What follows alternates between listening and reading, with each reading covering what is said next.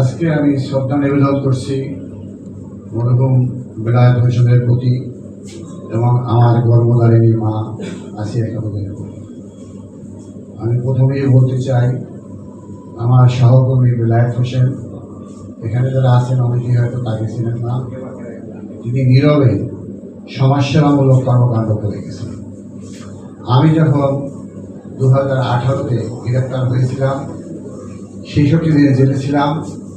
আমার বিরুদ্ধে ওনার কাছ থেকে সিগনেচার নিয়ে পত্রিকায় বিবৃতি দেওয়ারও চেষ্টা করানো হয়েছিল। উনি রাজি হননি, উনি বিবৃতি দেননি।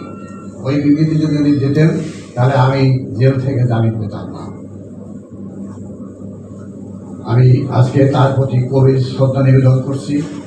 আর আপনারা জানেন যে আমরা এই শিক্ষা আন্দোলন করতে গিয়ে, শিক্ষা বাণিজ্য বন্ধ করতে গিয়ে আমরা কারাগারে তৎকালীন, এখন বলা হয় ফ্যাসিস্ট, তৎকালীন আওয়ামী সরকার আমাদের উপরে খুব নিপীড়ন করেছিল। আমাদের রাশেদ খান মেনন এমপি, এবং আপনারা জানেন ঢাকা রাজধানী, বাংলাদেশের রাজধানী ঢাকা, ঢাকা রাজধানী মতিঝিল, আর মতিঝিলের কেন্দ্রবিন্দু হল মতিঝিল আইডিয়াল স্কুল আর বিজ্ঞান স্কুল। এই দুটো স্কুলই টোটাল ঢাকাকে এই গার্জিয়ানটাই। এখানে একটা আন্ডারগ্রাউন্ড ওয়ার্ক আছে। আপনারা জানেন যে ঢাকা শহর যার, ওই বাংলাদেশ তার। ঢাকা শহর বলতেই ঢাকার মতিঝিল।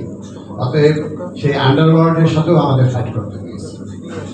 একটু আগে আমাদের সেলিমুদ্দিন বলেছেন যে আইডিয়াল স্কুলে টাকা উড়ে, বিক্রমেন্দ্রের টাকা উড়ে সবাই ধরে, কিন্তু আমরা একমাত্র ব্যতিক্রম এই অভিভাবক ধরাম। আমরা টাকা ধরি নাই, টাকার খাতগুলোকে, ছিদ্রগুলোকে বন্ধ করেছি। এবং এই অভিভাবক ফোরাম দিতে আমরা যখন 2007 সালে আইডিয়াল স্কুল অভিভাবক ফোরাম গঠন করলাম, এটা নিবন্ধনকৃত সংগঠন, আমরা দেখলাম যে সারা দেশের সরকারি স্কুলে নীতিমালা আছে যে ভর্তিতে কয় টাকা লাগবে।